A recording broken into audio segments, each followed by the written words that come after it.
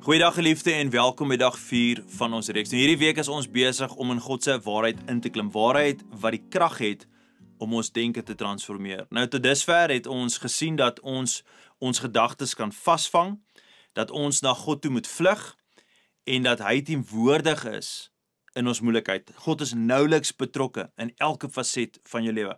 Maar vandag wil ek spesifiek vir jou wys op iets wat ek dink jou dalk gaan verras, iets wat nog regtig besonder is, en dit is die volgende: daar is vreugde, selfs in die middel van my en jou gedagtestryd. Daar waar ons denke die oorhand oor ons kry, is daar ook vir ons vrede. Kyk wat sê die psalmskrywer in Psalm 46 vers 5. Hy sê, die vloei van 'n waterstroom bring vreugde in die Godstad. God self bly daar, daarom sal niks slegs dit kan tref nie. Geliefde, wat 'n beeld. Daar is 'n rustige, lewende stroom, nie 'n vloed van paniek of angs nie, maar 'n stroom van vreugde. En waar vloei hierdie stroom? Dit vloei na 'n plek waar God teenwoordig is. Die wêreld en ons gedagtes kan soms voel soos asof dit chaoties is, onstabiel, onvoorspelbaar, maar in God se teenwoordigheid is daar iets anderste aan die gang. Daar's iets heeltemal anderste. Daar is vreugde. Hoekom? Omdat God self daar is. En kan ek julle geheim vertel? Is julle reg vir hierdie geheim? Vreugde is nie 'n gevoel wat wag vir alles om perfek te wees nie. Nee, vreugde is die produk van die teenwoordigheid van God. Ek sê dit weer, vreugde is die produk van God se teenwoordigheid. Daar waar God is daar vreugde. Wanneer jy kies om in hom te bly, wanneer jy in sy woord in delf, tyd spandeer, wanneer jy sy stem begin vertrou, dan vloei sy vreugde soos 'n stroom in jou siel.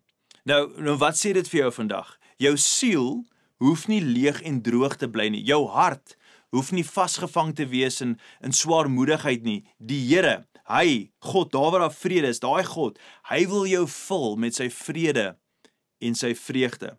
So dink 'n bietjie, watter gedagtes steel tans jou vreugde? En hoe kan ek en jy vandag weer intree in God se teenwoordigheid en toelaat dat daai stroom van sy teenwoordigheid, sy vreugde jou vul? Glo jy, geliefde, dat God se vreugde vir jou, dat God vir jou vreugde in plek instoor het, dat hy wil hê dinge moet vir jou regloop, né? Sit dalk vandag 'n paar minute op sy, net om stil te word in sy teenwoordigheid en sê dalk hardop, Here, U is my bron van vreugde. Ek vind by U rus. Ek soek daai waterstroom, Here, vul my met U teenwoordigheid. Daar kan jy prakties net kies 'n lied van lofprysing en sit dit op en sing saam. Geliefde, al voel jy nie lus daarvoor nie, vreugde volg dikwels op my en jou gehoorsaamheid. Vreugde volg dikwels op my en jou gehoorsaamheid. Geliefde, God se vreugde is nie oppervlakkig nie. Dis nie net 'n glimlag en 'n voorgee nie. Dit is diep en konstant en gebou op sy nabyheid. En die goeie nuus, geliefde, die goeie nuus is, jy het toegang tot daardie nabyheid. Jy het vandag toegang tot daardie nabyheid. So geliefde, ek hoop jy sal toelaat dat God se waterstrome jou vul van binne af buitentoe, dat jy sy vrede sal geniet. Sy teenwoordigheid sal geniet. Kom ons bid saam.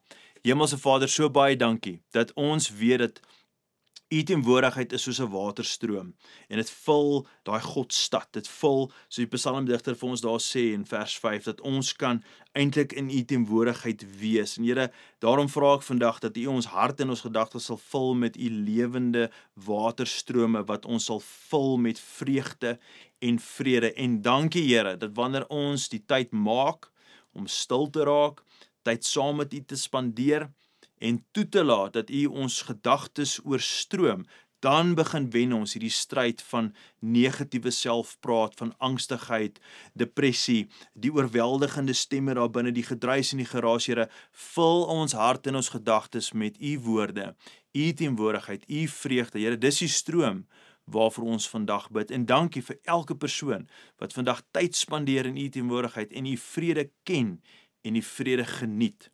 En daarom, Here, kan ons met vrymoedigheid vra, net soos U ons gedagtes stil maak en vul, kan ons met daai vrymoedigheid uitbeweeg en ander mense help om ook die vrede en die nabyheid van God se teenwoordigheid te kan ken. So Here, gee vir ons die durf en die ywer en die lus en met ander mense ook te praat oor die teenwoordigheid van God, daai teenwoordigheid wat werklike vrede bring. Ons bid dit als in die mooi naam van Jesus. Amen en amen. Geliefde, baie dankie dat jy inskakel saam met ons. Gaan in vrede.